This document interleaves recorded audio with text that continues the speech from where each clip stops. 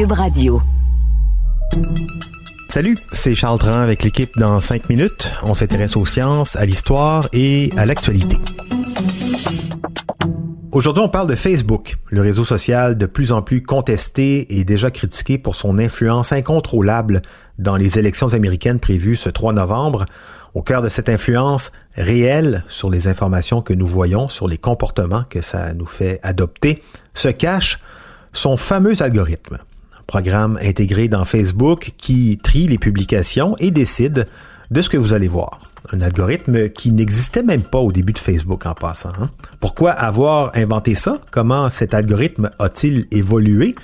Et surtout, comment fonctionne-t-il cet algorithme au cœur du scandale? Baptiste Zapirin nous explique tout ça. Imaginez-vous au restaurant.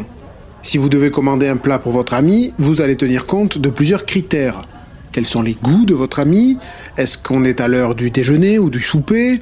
C'est quoi les plats les plus populaires du resto? Etc. Mais l'algorithme de Facebook, c'est ça qu'il fait, mais en utilisant à peu près 100 000 critères. La popularité des publications, qui les publie, ce que l'utilisateur aime en général, ce qu'il a déjà vu, liké, discuté, qu'est-ce qu'il regarde plus souvent, combien de publications regarde-t-il en moyenne quand il se connecte. Vous voyez bien, les possibilités sont très nombreuses. Mais tout ça n'est pas né avec Facebook. Quand Facebook a été inventé en 2004, puis quand il a atterri pour la première fois sur nos ordinateurs en 2006, sur les ordinateurs en 2006, c'était avant les premiers téléphones intelligents et leurs applications. Donc quand Facebook atterrit sur nos ordinateurs, il n'y a pas d'algorithme. C'était un temps différent que les moins de 20 ans ne peuvent pas connaître, où on avait moins de 100 amis Facebook, où les groupes et les pages publiques n'existaient pas, et où on ne pouvait même pas liker les publications. Ça viendra 1 an plus tard, en 2007.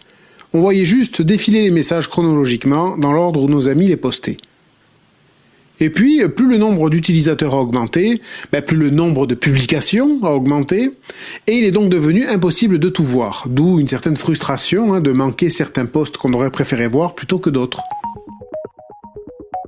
C'est là que le patron de Facebook, Mark Zuckerberg, et son armée de programmeurs décident de lancer un algorithme, un programme dans Facebook qui fait le tri de toutes les publications que vous pourriez voir et décide de ce qu'il va afficher sur votre mur, en fonction donc de tout un tas de paramètres. Comme le gars qui commande pour vous votre plat au restaurant.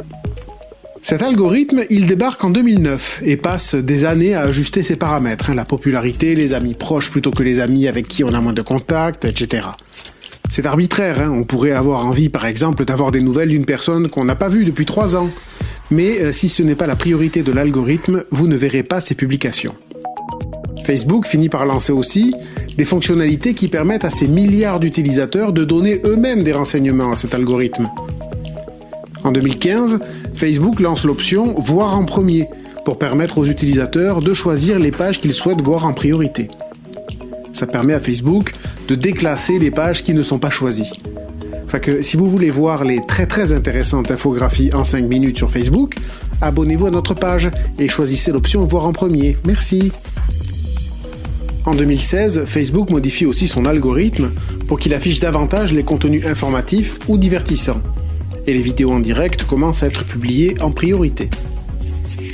1 an plus tard, l'algorithme accorde davantage de valeur aux publications qui ne sont pas simplement likées, mais qui reçoivent des réactions « Waouh » ou alors « Grrr, fâché ».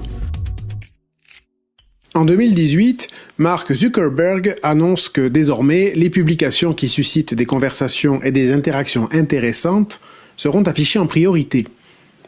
Bref, place aux débats, aux controverses, aux scandales, aux insultes et aux réactions sans fin. Et ça marche, en 1 an, le taux d'engagement sur Facebook augmente de 50%. Avec tout ça, bien sûr, la table est mise pour la manipulation des opinions et la valorisation des contenus polarisants, des tensions ou des fake news qui génèrent des réactions outrées. Alors, Facebook en a conscience, le réseau social supprime régulièrement des pages conspirationnistes qui véhiculent de fausses informations ou des appels à la violence. Mais une petite partie seulement. Comme le monstre de Frankenstein, la créature Facebook semble un peu avoir échappé à ses créateurs. Oui, et si vous n'aimez pas ce que Facebook choisit pour vous, au moins le réseau social a sorti un outil qui permet de savoir pourquoi vous voyez telle ou telle chose, Sur l'application mobile, pour chaque publication, il y a un bouton « Pourquoi est-ce que je vois cette publication ?» Ça donne une petite idée, toute petite idée, très incomplète de comment fonctionne cet algorithme. Un algorithme dont personne ne connaît la recette exacte, pas même, par exemple, le gouvernement américain, alors que les 2/3 de ses citoyens s'informent sur les réseaux sociaux, pour le meilleur, mais surtout pour le pire. Merci, Baptiste Zapirin. C'était en 5 minutes.